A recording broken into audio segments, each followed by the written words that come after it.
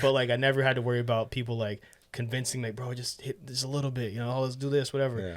They just like, nah, bro, I'm not interested in that, whatever. Yeah. So, yeah, I think a lot of it has to do with that for sure. Is it because you were afraid your mom would kick your ass, or because you were afraid that God is watching? Dude, I think a little bit about both, man. I think both is healthy. You know what I'm saying? I think that's actually a good thing. What's up, guys? Welcome to another episode of Purpose Over Pleasure, and I'm your host, Alex Payne. Jesus, I can't spell my own name, bro. It's been a busy day. But today we have the pleasure of having my good friend with us, Mr. Lheighton Cook. Appreciate you, Thank you man. for making it, man. Yeah, thanks for having me out. I appreciate it. This is awesome. I'm excited. This is going to be a great episode, man. We talked about the boxing and business already, so we'll jump into you, my friend. Dope. Yeah. Dope. Well, first and foremost, I'm glad you wore your shirt. Yeah. Because I want the people to know, because I'm all about helping my friends and, putting the word out there. But I noticed your brand a long time ago, so please tell us about it. Yeah, for sure, man. So I actually started Father Brand. Father Brand's the name of the clothing line. I started it in 2016, which is before I had kids, which is important to note because some people think it's like a brand or something like that. It is not. It's not? No, it's not. I didn't have my first daughter until end of 2019. Yeah. And so I just started it. I named it that because I wanted another way to say the word king or leader, and a lot of those things could kind of be synonymous with the word father, at least my definition of it. And so I named it Father Brand. So, yeah, man, it's been awesome doing it since, like I said, 2016. Been a couple of years. Took a little bit of time off. I took a back seat for a little bit because of all the other things I have going. Back into it, putting stuff on the website, and just gonna continue putting product out. What inspired the brand? What inspired the idea? Because behind every idea, there's an event or something that happened. What inspired you? Yeah, man. I mean, as far as even get the brand started, I had always been into clothes. I didn't really understand why though. It was interesting though because I had recalled some memories of growing up. My aunts and uncles and cousins, they'd be like older cousins. They'd be like, yeah, you remember your dad had a brand, right? I was like, what? They used to tell me, yeah, he made clothes. He made this kind of clothes and African fabrics and just really nice things. In fact, he actually got into JCPenney's at one point before, made his mistakes and got locked up. But he was doing good, right? As far as that goes. And so later on when I started to start my own brand, I was like, dude, that's crazy. I thought about it and I was like, that's where I got it from. I got the creativity and wanting to, not just creativity like as an artist, as drawing or painting, but like creative to be able to design something and wear what you created. This is very basic. It's just a t-shirt. Yeah. But then it turned into learning how to sew and making custom pants and making vests and making all kinds of different things and leaning more into kind of almost being like a tailor or a seamstress, so to speak. So it's been a great time. Okay, so you know how to do all that? Yeah. Okay, so you're combining your artistic side with your actual hands-on experience. Right. That's good. Yeah. And you get that artistic side from your dad? I think both, for sure. They both have it. I think my dad is more, I guess, of a visionary when it comes to like his, like that side of thing. I mean, I don't want to not give my mom credit either. She's like very artistic too. I guess just in different ways. After all, they did the brand, they did the companies together. Yeah. And so, I think a little bit of both. They both have that in them. Okay. Mm-hmm. Okay. Is your dad's around? He's back home now. Yeah, he came home actually February of 2020. Nice. And so it's been it's crazy going on 4 years next month, which is it's nuts. It doesn't feel like 4 years. And so he's been home for almost 4 years now after serving 24 years in prison, California State Prison. And so, and me being 28, he was gone like my whole life. I've only had him these last 4 years out of 28 years. So it's been a blessing to have him back for sure. That's good. I love the fact that, you're making it work and you're considering it a blessing. Because a lot of times, that's a long time to have a disconnect, man. Mm-hmm. How did that impact your life? Because a lot of times I see, actually, 99.9% of times, I see in us men, we become the way we become either because of our fathers, well, mothers too sometimes, or in spite of them. Right. So how are you able to cope with that and become the man that you are today? Because it's worthy of notating that at your age, you're far ahead of, your peers. Cause I know, because I was in my 20s and I see the guys, in your age group right now. Sure. So I think it will be only fair to point that out, the strength you developed or the weaknesses that you had. So how has it been, man? Yeah, totally, man. I mean, it basically, there's a lot of different like phases you go through when you don't grow up with a parent. And especially for a young boy not having a father, as you start going through adolescence and going through teenager years and young adult and all that stuff, not having that example there can be detrimental to anybody. And so it was definitely tough. You know, as a young boy, you're very sad, a lot of crying. You know, then that turns into frustration. Then that frustration turns into anger, aggression. I was very aggressive, you know, getting into fights, and that's kind of how I got into boxing later on. But you know, there's a lot of that, a lot of lashing out and getting in trouble. In fact, I got expelled from the district when I was in 8th grade. The whole district, dude, it was crazy, man. What'd you do, bro? I got in a fight with this dude, and who was basically saying some racist stuff, and so I checked him on it. Mm-hmm. It was one of those things like, we're gonna meet up after school. And it was like on a Tuesday or something when he had said it, and I confronted him at school, like on campus. Yeah. And then I knew that it wasn't smart to fight on campus because I'm not trying to get in trouble, which ultimately I got in trouble anyways. So I was like, we're going to meet up at this place Friday after school. It was like one of those, right? Bro, the whole week, which sounds crazy because a week is nothing to be able to train. But who I call my older brother, Aaron, he had just moved in a couple of months prior. And Aaron at the time was welterweight King of the Cage champion. So he lived with us, and he was a good friend of my mom. He used to be our personal trainer, and, you know, he's just a good friend. So anyways, he had a bunch of DVDs and stuff of him fighting, and Mauricio Shogun was hot at the time, and Rampage Jackson, like all these gangsters. And I remember just watching him religiously and being like throwing the uppercut a certain way and dodging and whatever. Yeah. And every single day, I remember practicing the same combo.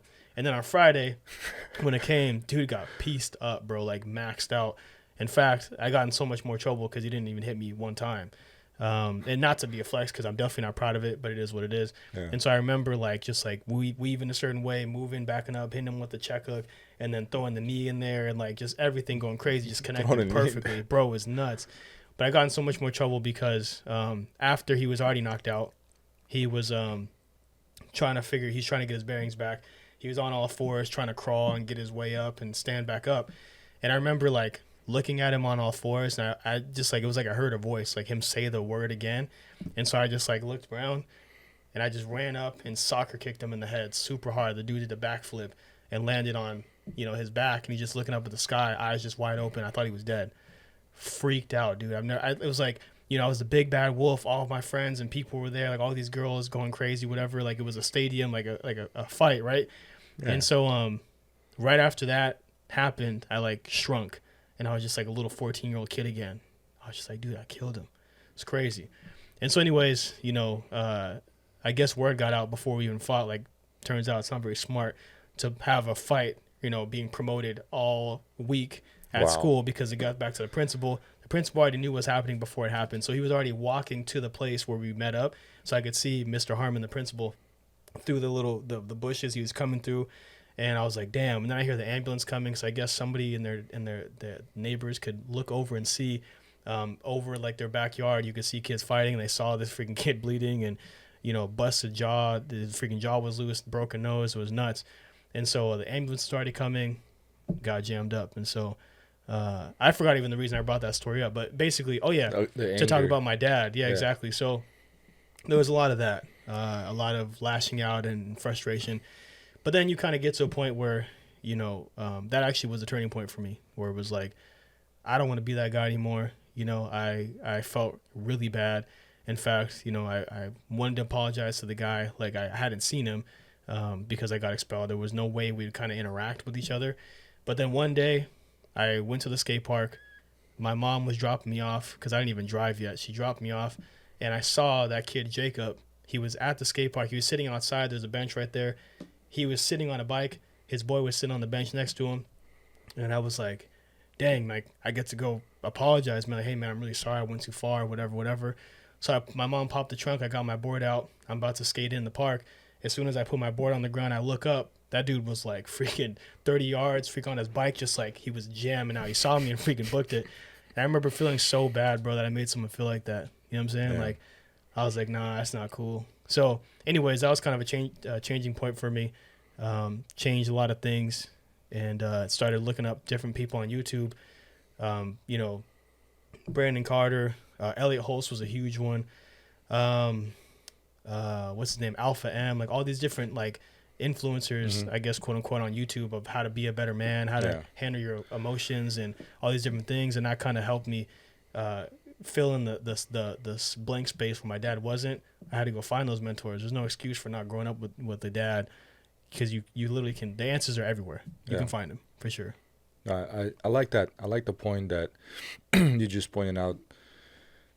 Sometimes you have that hole that you gotta fill, and I think a lot of times, a lot of young men, I've been there. You know, you've been there. My dad was an alcoholic. My dad had a lot of demons. He had to fight. He had to battle.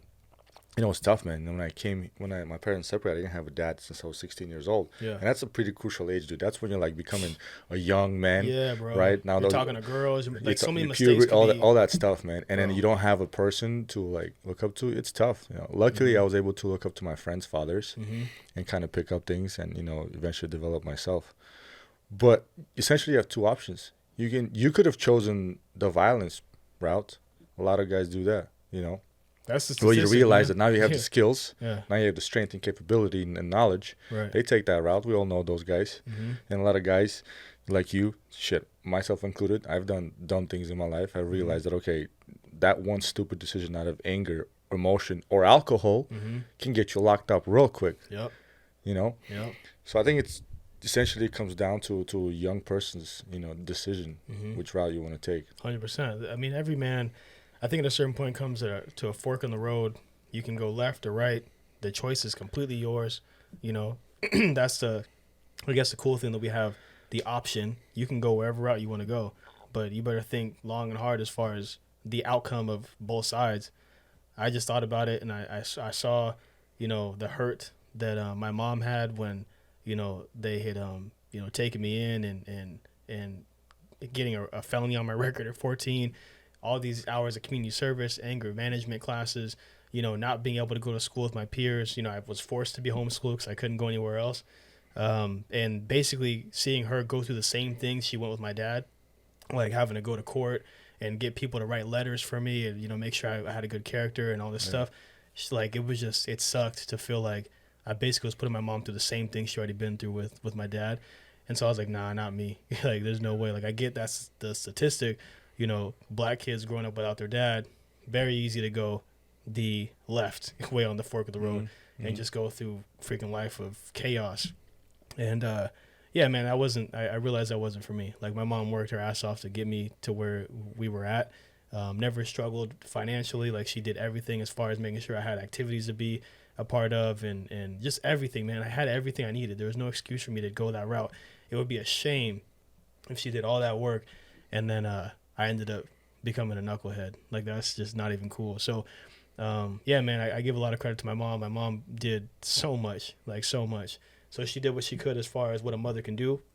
There's definitely nothing missing there. But then also, too, she's also not a man. So you got to understand there's certain things that she can't do. So on the mother's side, she did everything. But there's still things that a man has to teach you. You have to learn from the example of another man.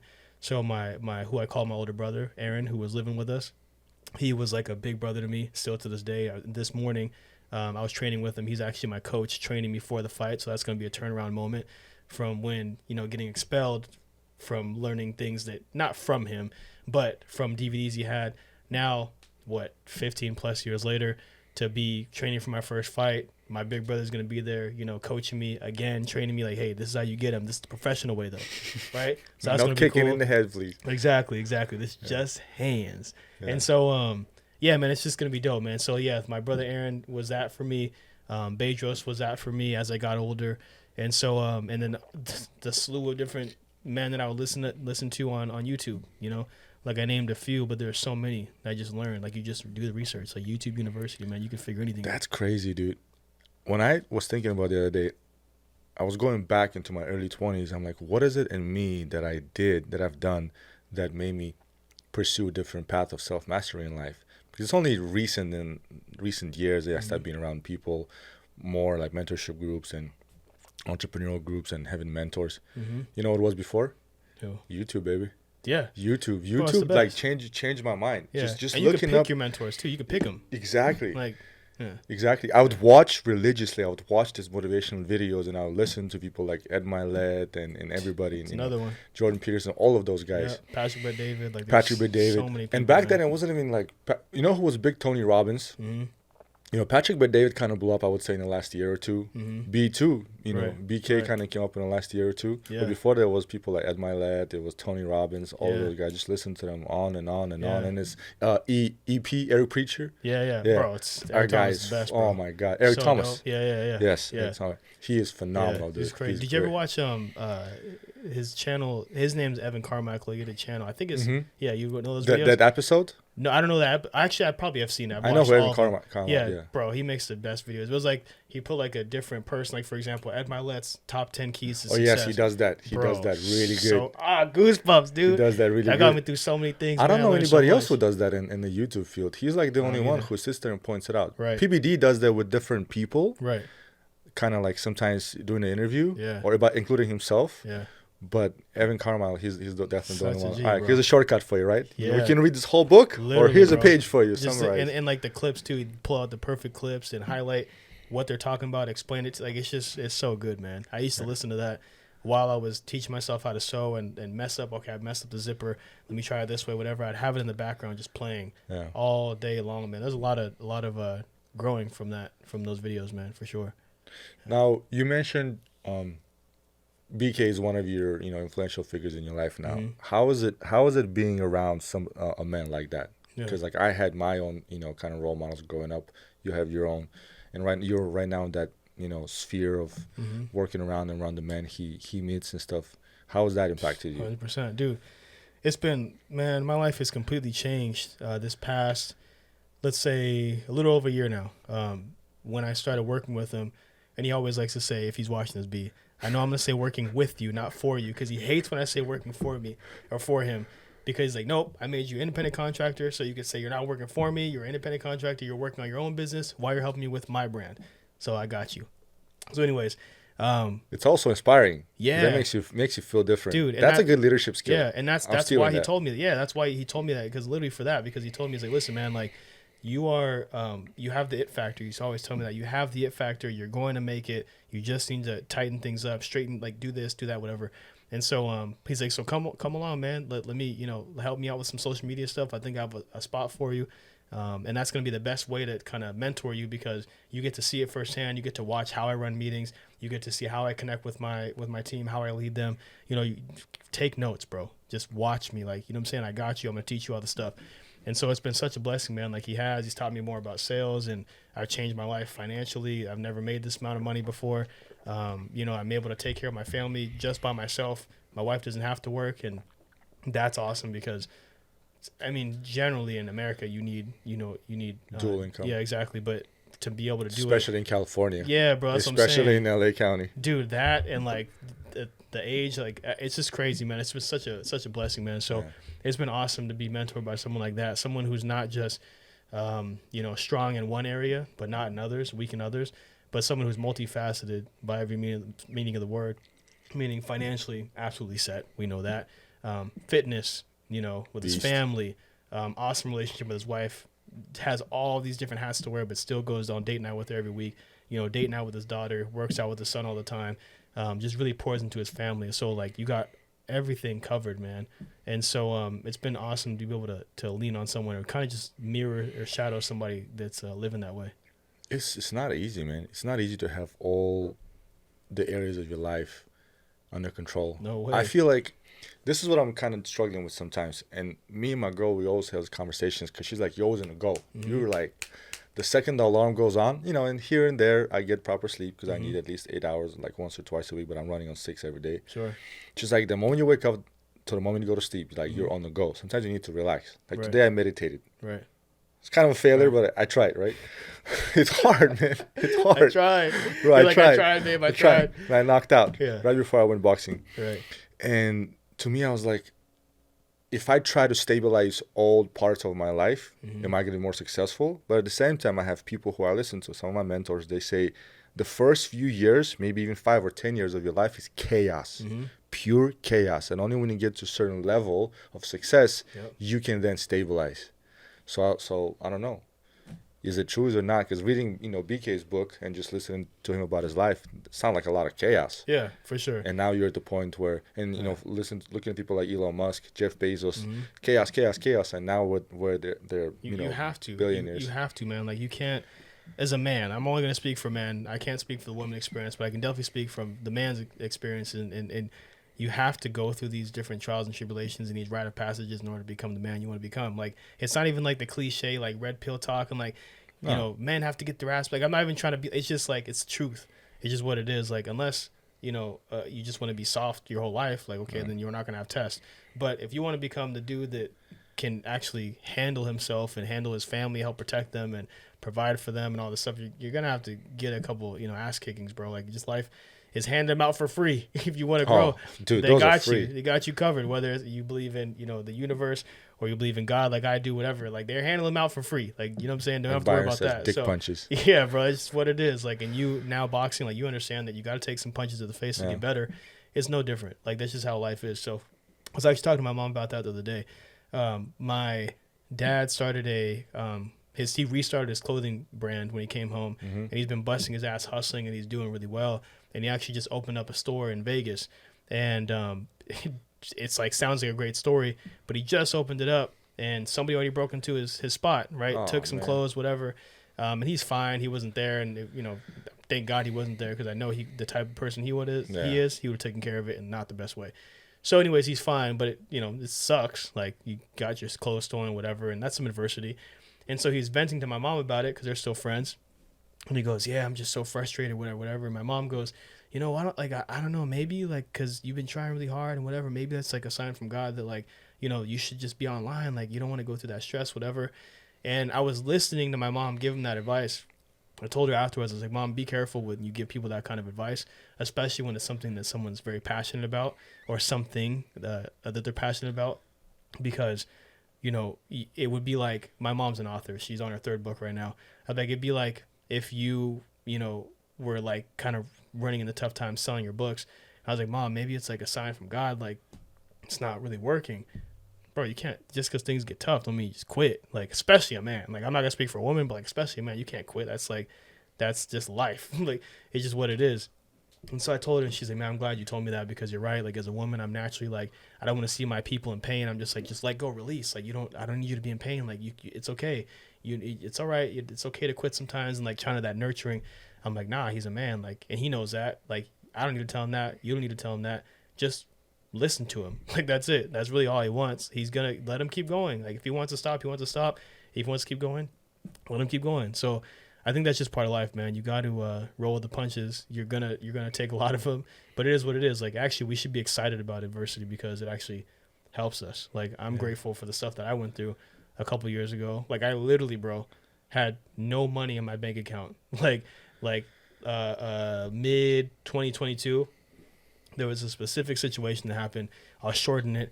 But basically, bro, I had negative $20 in my bank account. Like, I'm always the guy that tries to save money, and I have the safe. So not even just in my bank account, but I also have physical cash at all times, whatever. Bro, I drained all of it. Like, I was struggling, homie, like freaking bad.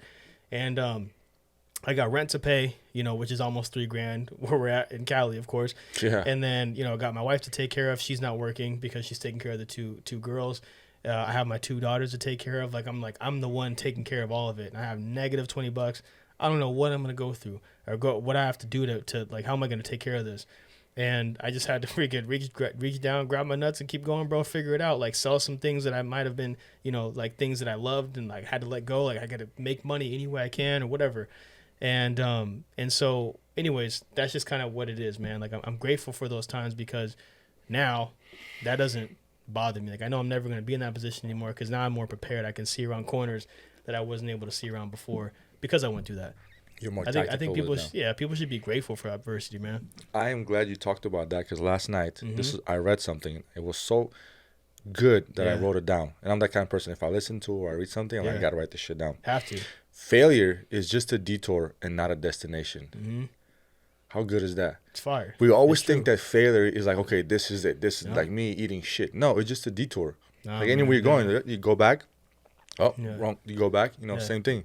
Yeah. And like you said about adversity, there's another one. Adversity you go through is the training required to become great. 100%. Fucking A. Dude, that's literally everything, man. That's the recipe. Like, you just got to go through stuff, man. Like, and it's not even that you're looking for it. It'll come to you. You don't have to look for it. Oh, yeah. But yeah. It's free. You wake up and it's free. Like, man, sometimes you look at your phone. Sometimes in the morning you're like, damn. Like, it happens, you know. But that's a good thing. That's a blessing, you know. So I think that men should lean into that, lean into the adversity, lean into difficult times.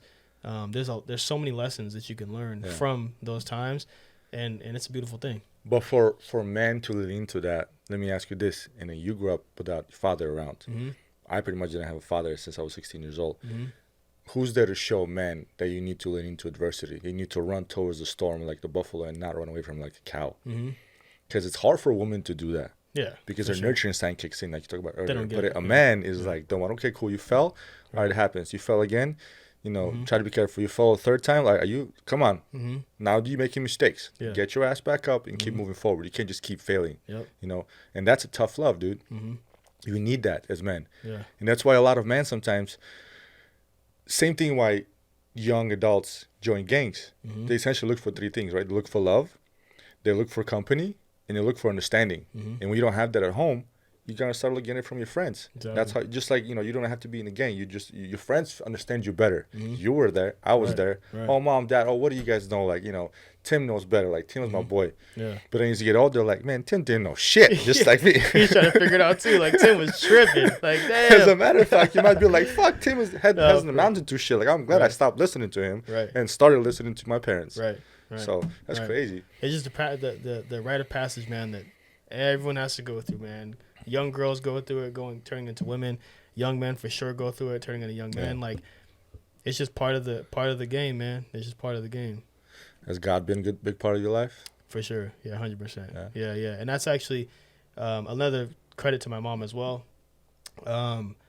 She always, I grew up in a Christian household. Very simple. I'll put it that way. So went to church every Sunday. Went to church camp. I don't think I went every year, but it was like, you know, I went a couple times.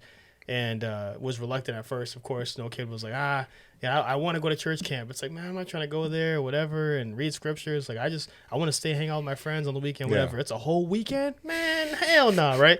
So anyways, I was reluctant. But then you go and you make friends, and it's actually a beautiful thing, whatever. So I went to church camp. So I did the whole thing. Grew up always Christian, right? So that was my foundation. And it served me well. Like, I feel like a lot of things that my mom did steered me in the right direction where I didn't have to worry about peer pressure. That's never been an issue of mine. All the mistakes I've made is because I chose to do it. But like, I never had to worry about people like convincing, like, bro, just hit this a little bit, you know, let's do this, whatever. They just like, nah, bro, I'm not interested in that, whatever. So I think a lot of it has to do with that for sure. Is it because you were afraid your mom would kick your ass, or because you were afraid that God is watching? Dude, I think a little bit about both, man. I think both is healthy. You know what I'm saying? I think that's actually a good thing. But the thing is, man, if my dad was home, I know for sure I wouldn't have done certain things because my dad, hell no, there's no way he'd let that fly. So, but yeah, it's definitely, I think it's healthy for kids to fear their parents a little bit of what they might do, because then that keeps you kind of on the straight line. Like, nah, I'm okay with not looking cool to this friend, because I don't care about looking cool to him. When I come home, I'm gonna get my ass beat. Yeah. So yeah, man, that definitely is a big part for sure. And then I converted in 2017. Still Christian, but not evangelical Christian. Converted to being LDS. For anybody who doesn't know, that's Mormon, right? And so that was a freaking huge deal, because then there's so many people like, a black Mormon, like, that makes no sense. And then they see these documentaries like, oh, it's a cult and this and that. Yeah. So there's a ton of freaking things about that. So that's a whole other freaking conversation. But having a relationship with God has always been like my foundation, man. Like, that's always been everything. You know what I mean? You think God is a spiritual entity, or you think God is more the universe itself, in your opinion, as a Christian, as a God's follower? Yeah, so I think definitely more of a like, he's literally everything. So if someone's leaning in and saying like he's more like the universe or an entity, honestly, man, I just look at it. He is literally everything. You know what I'm saying? He created us. He created the universe. He created, you know, this room, everything. Like, so I think really, man, I don't really think there's a right or wrong way to think about him per se. Some people think he's like an actual person, like you can put a face to him and see him in a picture, for example, or they're like, well, he's just more like just like an entity, like he's like a being we don't really need to see, but he's there. And you know what I'm saying? So that's how I feel about it. Yeah, exactly, man. Like, I think that he gives us different visions of different people. That's why I don't think that, you know, what I believe in is just 100% everything, because he might speak to someone else through Islam. He might speak to someone else through, they're Jewish or whatever. Like, there's beautiful things. And I think everybody has, I think everyone is on the path that they're supposed to be on. So, yeah. Like, matter of fact, I just saw, like, my dad converted to Islam, and when he was on the inside, which that's not, that happens all the time. Yeah. And it's a strong religion. It is, dude. I was born in a Muslim country. I have Yeah. family who are Muslim. It's a strong, beautiful religion. For sure. Obviously, just like any religion, it can be weaponized. Mhm. Christianity was weaponized. Look at what the Crusaders did. 100%. People don't remember that shit. Yeah. But, yeah. just like Islam is weaponized now. But Yeah. it itself, I think it's a beautiful religion. Yeah, culture. there's a lot of people converting, man. Like I said, Yeah. my dad had converted, I think, in like 2001 or something like that. Andrew Tate is now public talking about how he, follows Islam, and Javante Take Davis just converted. It crossed so my mind too before. yeah, bro. Like, I think it's a beautiful thing, man. Like, sitting down and getting on your knees to pray 5 times a day, to take time out to do something like that, and the bunch of other things that they have to do to be faithful is, like, I think it's a beautiful thing. Yeah. So that's why I say, like, dude, whatever your path is, I think you're on that path for a as reason. long as you have some good values and morals. For sure. The problem that I have with Christianity nowadays, dude, is the level of tolerance. Bro, it's too soft now. It's too soft. We need to go Old Testament on God this. God wasn't soft, man. Yeah. There's Bro. he's kicked ass Yeah. when it was necessary. But Yeah, the problem is you can't just be so tolerant, because we become so goddamn tolerant Mm-hmm. of everything. And if you're not agreeing, you're the bad guy now. Now you're racist, homophobic, Right, whatever, misogynistic.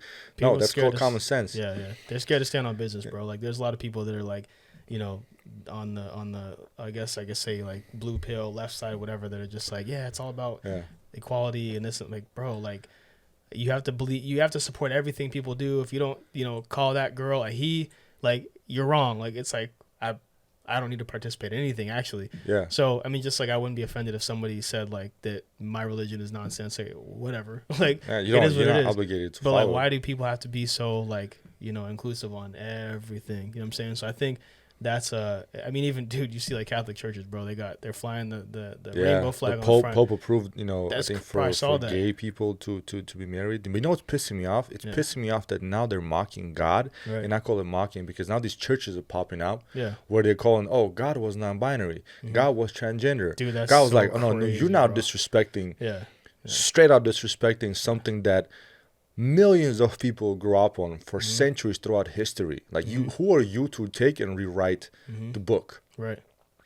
Like, there's nobody who wrote a gay Bible before. That's what people do, man. That's pissing me off. So this is where we got to step in. This is where it's pissing me off. And all this, man dressing up as women, going to women's bathrooms when there's kids around. They're trying to call pedophilia minor attracted person. No, let's call spade a fucking spade. Wild, okay, bro. pedophile is a pedophile. A man dressing up as a woman going to a woman's restroom is not a woman. It's a man still. Yeah. The guy was not gay. Yeah.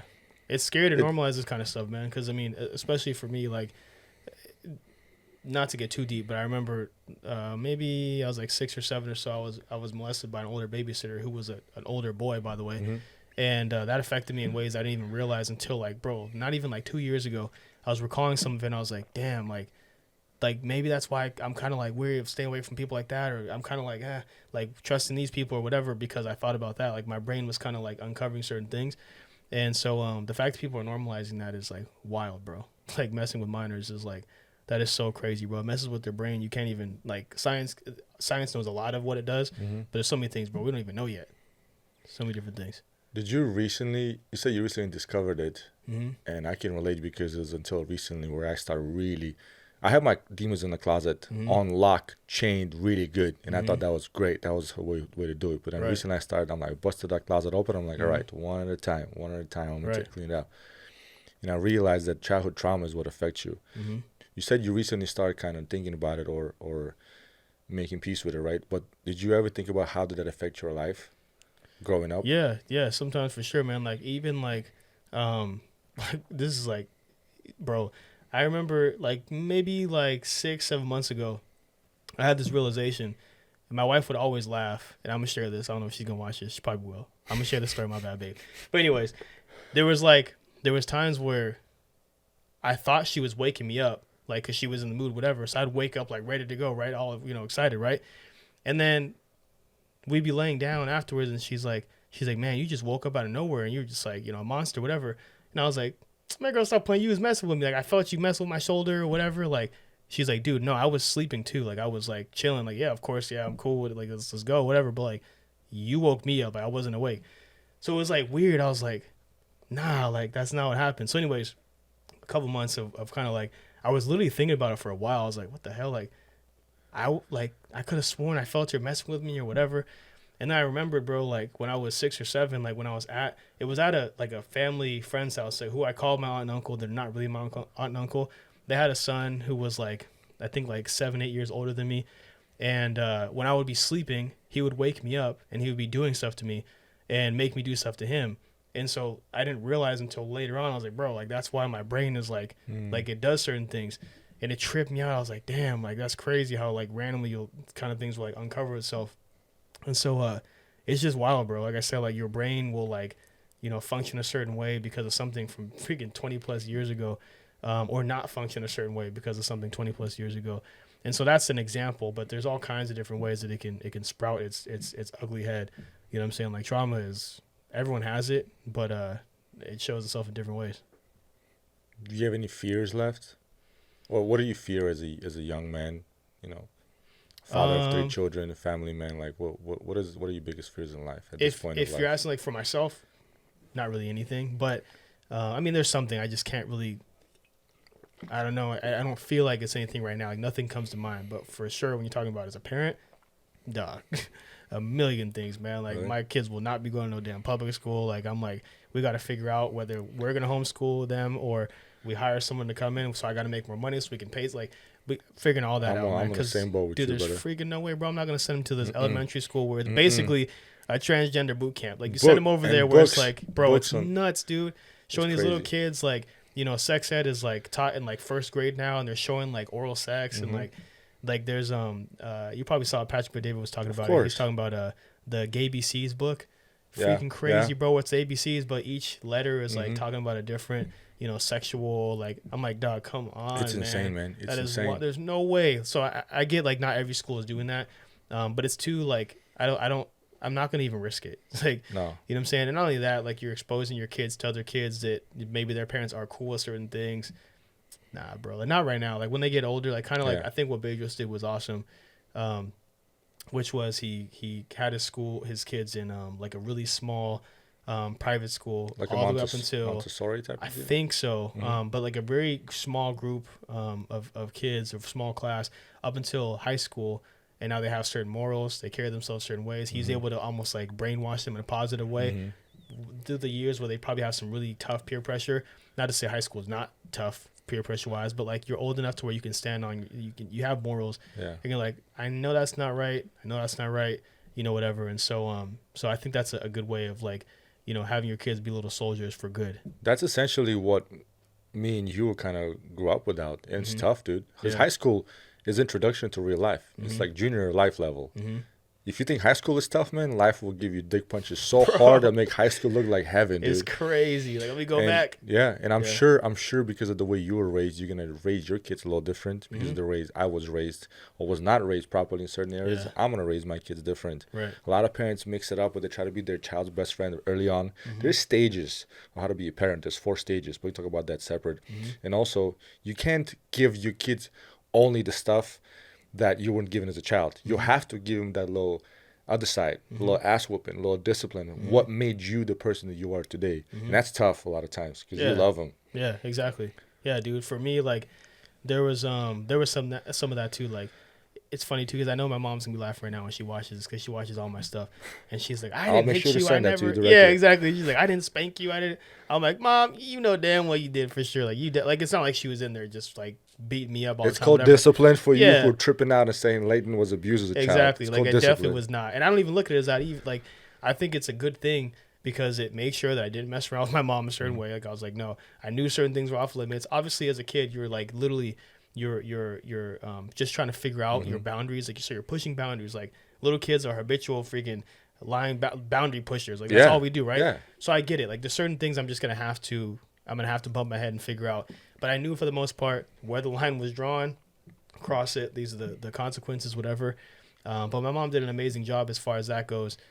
Even it wasn't like it was a whole lot of beatings or not beatings, but like spankings. But there were definitely were there. And then there were some times where she was like so smooth, like it was even scarier than getting whooped, bro. Like with the belt. There was one time when I was 16. Now at the age where like she can't really whoop me, like it's like I'm old enough where I memorize her combinations. I'm holding her hand. I'm like, not anymore, not no more. My biceps growing a little bit. You know what I'm saying? Voice getting deeper, and so there was no more of that. Yeah. However, she hit me in the gut where it hurt, which was she built this beautiful skate park in the backyard. Mm-hmm. All the kids would come over. My mom had them sign waivers, whatever. Like it was like we had a park in her backyard. That's a smart lady. Freaking yeah, dude. Like my mom's about her business, man. So she we had like a 5-stair back there with a hubba going down it. Fun box. We had a half pipe right on like next to the house. A flat bar. Like, we had all this stuff, right? And so they come hang out. And my house was the cool house everyone wanted to go to. One day I got my tattoo on my wrist. And at 16, and I was like, man, I can get like this makeup concealer or whatever, and I can wear it like a G-Shock was like the cool thing at the time. I was like, I'll wear a G-Shock over it, whatever. I'll be fine till I'm 18, bro. I got the tattoo. 2 hours in, I was like, man, this is annoying, bro. I'm just gonna tell her. Like, I already made a mistake. I'm just gonna tell her, whatever.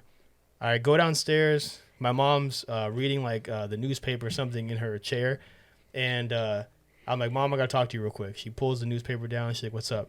I got a tattoo. I'm not gonna hide it. I'm not gonna lie. I thought I was going to, but I'm not. I can't. I just gotta come clean. It is what it is. And she looked at it. She said, "Let me see." I showed her. She's like, "Wow, that's a shame." I was like, "Yeah, I'm sorry. Whatever." Blah blah blah. So, and she's like, "Okay." And she kept reading, and I was like, "Oh hell no!" Like, what? So like, am I grounded? Like, can I not go out skate tomorrow? Because I was supposed to go on a skate trip. I think I was going to film for a video. I was like, so can I not, what's going on? Like, no, it's okay. You can go. I'll figure something out. Have fun. Oh. I was like, hell no. Bro, I was tripping all night. I don't even think I slept, bro. I was literally just like staring up at the ceiling, just like, damn, dude, like what's going to happen, bro? What did I do? And then finally I was so exhausted from staying up and stressing about it. I finally fell asleep and I woke up like 6 a.m, loud banging and stuff like that and drills and whatever. And I look, because my window was at the front of the house. So I look out my window. There's a freaking giant big rig, bro, with a bunch of wood in it and whatever, these men throwing stuff in there. And I'm freaking out because I saw like part of my rail in there, like my skateboard rail. And so I'm like running downstairs. I'm like, I go in the backyard. I pull down the blinds and like all these guys are like moving stuff out, whatever. You can literally see on the wall. Like when you move from an apartment, there's like where the stairs were, like the freaking shadow on the wall. Yeah. And I'm looking, I'm like, I turn around, my mom, she's in the same seat reading the same freaking newspaper. Like, it was like a movie, bro. And I'm like, what are you doing? Like, I freaked out. I was like, what's wrong with you? And then she's like, I told you not to get no tattoos. And she just kept freaking reading. Bro, that hurt so freaking bad. And so my mom was good at that, man. Like, she was good at balancing being, like, hard physically sometimes where she would, like, put the smack down. But then when that wasn't, gonna work, she didn't need to. She's like, I'm gonna flex another muscle. I don't even need to do nothing. Yeah, she like, did. I'll call somebody. I'll hire them to take the wood out. I don't gotta move anything. She flexed all right. Yeah, that was crazy, bro. I'll remember that forever. Funny, man. That's for sure going on the internet right there. That's good. That's a good technique, bro. I respect your mom. I'm telling you, man. Yeah, she's a gangster, bro, for sure. Man. Well, listen, I have just one more question left for you. This is a question I close out all my episodes, right? Mm-hmm. And I think you might be able to give me a good answer. The question I was asking my guest, right? I said, what is the purpose of life?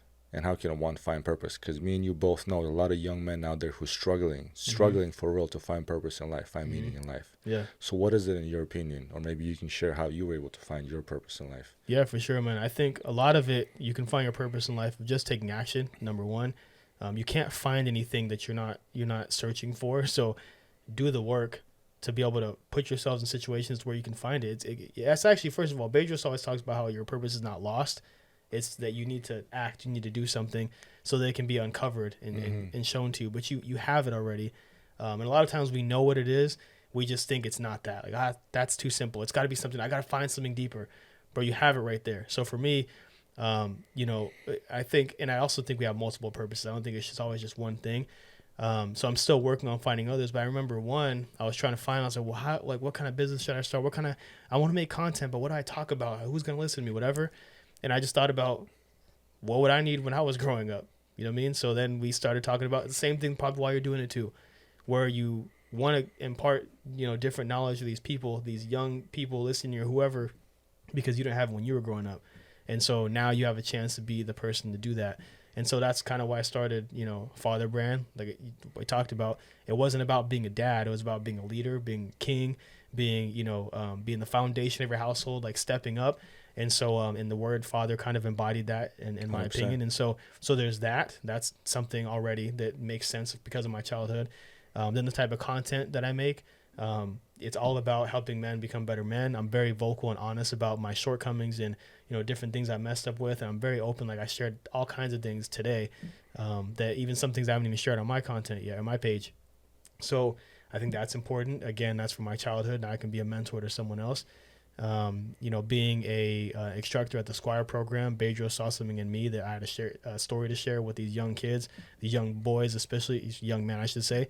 And so, again, that comes from wanting to mentor and having a passion for that because of what I didn't have growing up. So I think a lot of times we can just think to what we've been through when we were younger, and what we lacked when we were younger. And now we kind of we fixed ourselves. Now we can help fix other people. We can be that, solution to them. I love it. Mm-hmm. That's good, man. You're pouring into people. Yeah. Speaking of that, can you let my viewers know how to find you, what's your social media handle, and how to find your website so they can build those dope-ass shirts? Appreciate it, man. So the website first is fatherbrand.com. Father Brand is not spelled like traditionally how you spell father, like Father. It's F4, the number 4, THER brand.com. So there's the clothing line website for you. And then on social media, YouTube and Instagram and TikTok, it's King Cook across the board. Yeah. So KINGCOOKK is my last name, Cook. So you can find me there. I love it. And I'll drop all that information in the comment box. You guys follow him. He knows a lot about marketing, sales. Knows about how to grow and get your channel up and running. So yeah, definitely hit up my boy. Solid. But thank you, man. And for all you guys viewers, if you find any of what we talked about valuable, please click like, share, and subscribe to our channel. But Leighton, appreciate you, man, being here. You, man. Thank you, brother. Thanks, it's been a pleasure. Awesome, man. Thank you for having me. We'll do it again.